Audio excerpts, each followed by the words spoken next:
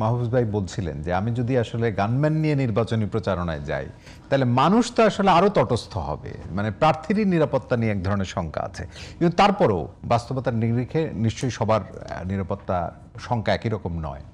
মানে এই জায়গাটা যদি আপনি বলেন যে এটি আসলে মানুষের ভোটদানের ক্ষেত্রে মানুষের মনে এক ধরনের স্বস্তি বা অস্বস্তি শঙ্কা কিরকম কাজ করবে?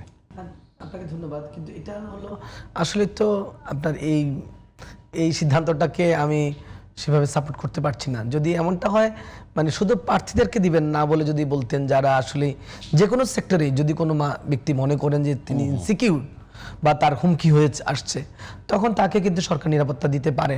আমরা আগেও দেখেছি বিভিন্ন সময়ে, ইভেন ঢাকা ইউনিভার্সিটির ভাইস চ্যান্সেলরও দেখেছি বিভিন্ন সময়ে এই ধরনের গত অন্তর্বর্তী সরকারের সময় আমি আরিফিন স্যারকে দেখেছি, বা অন্য অন্তর্বর্তী সরকারের সময়ে তারা বিভিন্ন ধরনের সহযোগিতা নিয়েছেন আইন শৃঙ্খলার।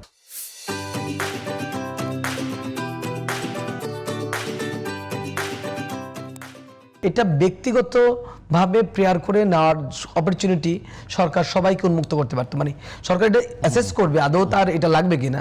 কিন্তু প্রার্থীদের ক্ষেত্রে করার ক্ষেত্রে কি হলো, নির্বাচনের কিন্তু একটা আলাদা একটা ইম্প্যাক্ট প্রথমেই সরকার ফেলে দিল।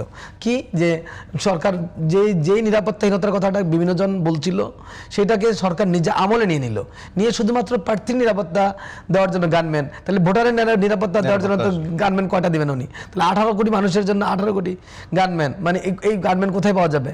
এইটা আসলেই সরকারের অনেক সিদ্ধান্ত। আমি সেটি আসলে একজন প্রার্থী মাহফুজ ভাই ভালো বলতে পারবে মাঠের পরিস্থিতিতে। একজন প্রার্থী জনসমাবেশে যেভাবে মানুষের কাছে যায়, সেটা আসলে 1-2 জন গানম্যান দিয়ে তার নিরাপত্তা দেওয়া বরঞ্চ একটা মানুষের মধ্যে কিন্তু একটা ভিন্ন এমনি নিরাপত্তা থাকে। আপনি যখন ক্রাউড থাকেন তখন এই ক্রাউডটাই আপনার কিন্তু সিকিউরিটি দেয় অনেকটা, কারণ আপনি তো যাদের সাথে আছেন এরা তো সিকিউরিটি ইনসিকিউরিটি আসলে মানুষের, তার সমর্থক, তার মানুষের না। সিকিউরিটি ইনসিকিউরিটি অলমোস্ট আমরা সিকিউরিটি স্টাডিতে যেটা মনে করি এটা একদম মানসিক।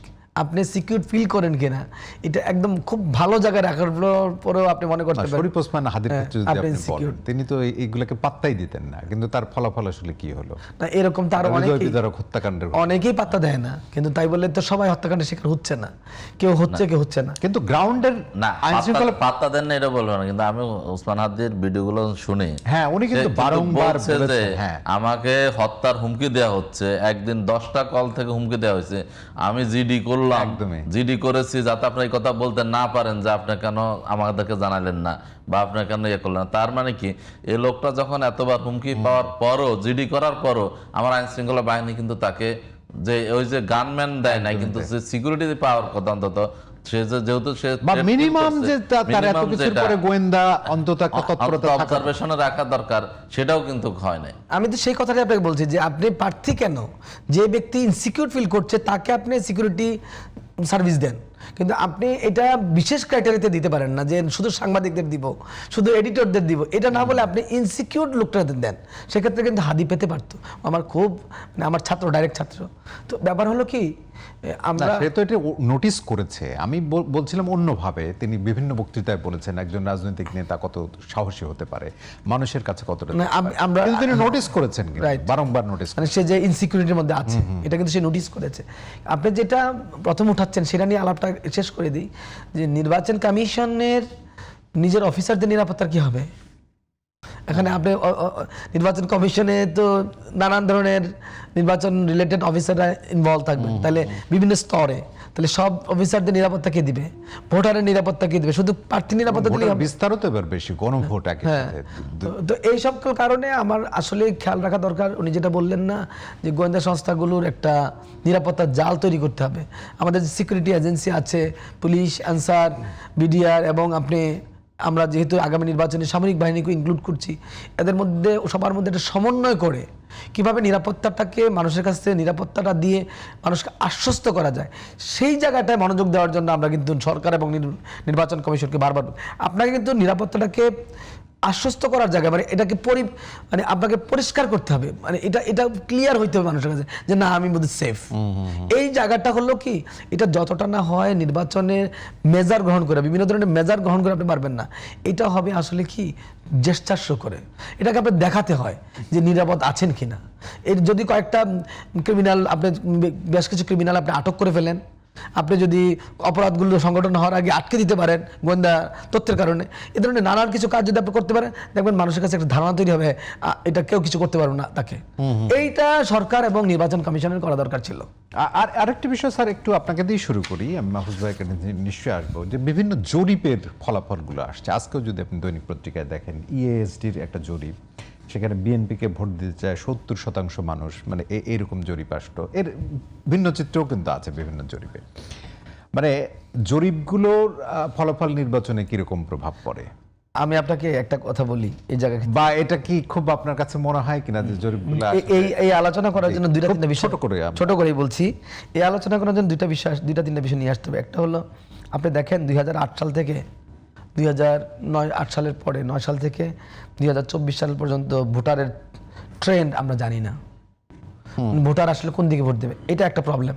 মানে এর মধ্যে যেই প্রত্যেকটা কনস্টিটিউয়েন্সিতে যে 5 লাখ লোক ধরেন আর কি ভোট দেবে, তারা আসলে এর মধ্যে কিভাবে প্রভাবিত হয়েছে, কোন রাজনৈতিক দলের দিকে তার ঝোঁক গেছে আপনি জানেন। 1 2 নাম্বার হলো 2008 সালে নির্বাচনের পরের দিন, যার 18 বছর হয়েছে, নির্বাচনের পরের দিন ধরে এই বয়সের প্রায়, আমি কালকে কোন একটা টেলিভিশনে দেখলাম যে তারা তাদের হিসাবে দেখিয়েছে কোনো কনস্টিটিউয়েন্সিতে ন্যূনতম 23%, কোনো কনস্টিটিউয়েন্সিতে ন্যূনতম সর্বোচ্চ 39% পর্যন্ত এরকম ভোটার আছে।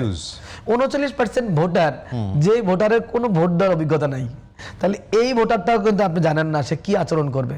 তো আগামী নির্বাচন যে মারাত্মক চ্যালেঞ্জিং, এর দুইটা প্রধান কারণ। একটা হলো এই 39%কে আপনি জানেন না, দ্বিতীয়ত হলো এই যে যারা আগে ট্রেন্ড বোঝা যায়, তো আওয়ামী লীগ বিএনপি হয়ে বা জামাত হয়ে ভোটটা দিত, তারাও কিন্তু এখন এই আগে গত 1.5 দশকে মানসিকভাবে কতটা পরিবর্তিত হয়েছে, উই ডোন্ট নো দ্যাট। এই অবস্থায় যে জরিপ করে আমাদের কাছে মনে হয় সেটাই বোধহয় কারেক্ট। আপনি এখানে দুইটা জিনিস মাথায় রাখতে হবে। একটা হলো যে 2008 সাল পর্যন্ত নির্বাচনকে আপনি মূল্যায়নের জায়গা ধরতে পারেন, এটা একটা ভ্যালিড, মানে ভোটের ট্রেন্ড যদি ধরেন, তখন কিন্তু আপনি দেখা যাবে বিএনপি পন্থী যে সকল জরিপগুলো হচ্ছে সেগুলোকে আপনি এগিয়ে রাখতে পারবেন। কিন্তু অন্য যে জরিপগুলো হচ্ছে, মানে ওই 2008-এর ভোটের কারণে অন্য যে জরিপগুলো হচ্ছে, সেই জরিপগুলো কিন্তু আপনি ট্রেন্ড বুঝতে পারবেন না। কারণ হলো কি, এই জরিপগুলো 2008-এর পর থেকে যে হলো, আসলে এটার কতটা মানে সঠিক কতটা ভুল এটা বোঝা যায়। আর বাংলাদেশে আমার কাছে কেন জানি মনে হয় ইভেন ইন্টারন্যাশনালি মনিটরড জরিপ হলো, যখন এটা ফিল্ড লেভেলে যায়, আমরা অনেক সময় দেখেছি যারা ডেটা সংগ্রহ করে, খুব নাম করা প্রতিষ্ঠান কাজ করছে, ডেটা সংগ্রহ করছে একদম ঠিক, মনে করেন আপনি তো মনে করবেন কাউকে নেওয়ার সময় ইন্টারন্যাশনাল প্রতিষ্ঠান যদি জরিপ করে ঢাকা ইউনিভার্সিটি কোনো ছাত্র নেবেন, কারণ ঢাকা ইউনিভার্সিটির ছাত্র নিলে তাকে ডেলি দিতে হচ্ছে 1000 টাকা। আবার আপনি যদি অন্য একটা জায়গার স্টুডেন্ট নেন, ডেটা কালেকশন করেন, তাকে দিতে হচ্ছে 300 টাকা। জরিপগুলো কি করে, ওই যে ডেটা কালেকশনের উপরে প্রক্রিয়ার উপরে নির্ভর করে কিন্তু ডেটার রেজাল্ট, তখন ওই 300 টাকার লোক নেয়, 1000 টাকার লোক নিতে চায় না, তখন এই জরিপের কোয়ালিটি তো খারাপ। আমি আর একটা মিনিট শেষ করে দিই। এই কারণে আমাদের দেশের জরিপগুলো, এবং আপনি যে জরিপগুলো গত 3-4 মাস যেমন দেখছেন, প্রত্যেকটা দেখবেন এতটা ফ্ল্যাকচুয়েট করেছে, কারোর ইয়াতে 30% পায়, কারণ সে 15% পায়, রিভার্স। এই জরিপগুলো আমার কাছে মনে হচ্ছে আমরা এই সকল জরিপের জন্য এখন আর আশ্বস্ত না হই। আমাদের প্রত্যেকের চিন্তা চেতনাগুলো আসলে কি, এগুলো আমাদের মধ্যে আছে। জরিপগুলো আমার কাছে অধিকাংশ ক্ষেত্রে মনে হয় ইন্টেনশনাল। আমাদের মনে রাখা উচিত নির্বাচনের মারাত্মক চ্যালেঞ্জ তৈরি হয়েছে ওই 39% ভোটারের কারণে, এবং 5 লাখ ভোটার বা যেই ভোটারের ট্রেন্ড এখন বোঝা যাচ্ছে না 2008 সালের পর নির্বাচনের কারণে। এখন প্রত্যেকটা প্রার্থীর উচিত ভোটারকে বোঝা, এবং ভোটারকে এই নির্বাচনের জরিপ দেওয়া হবে না।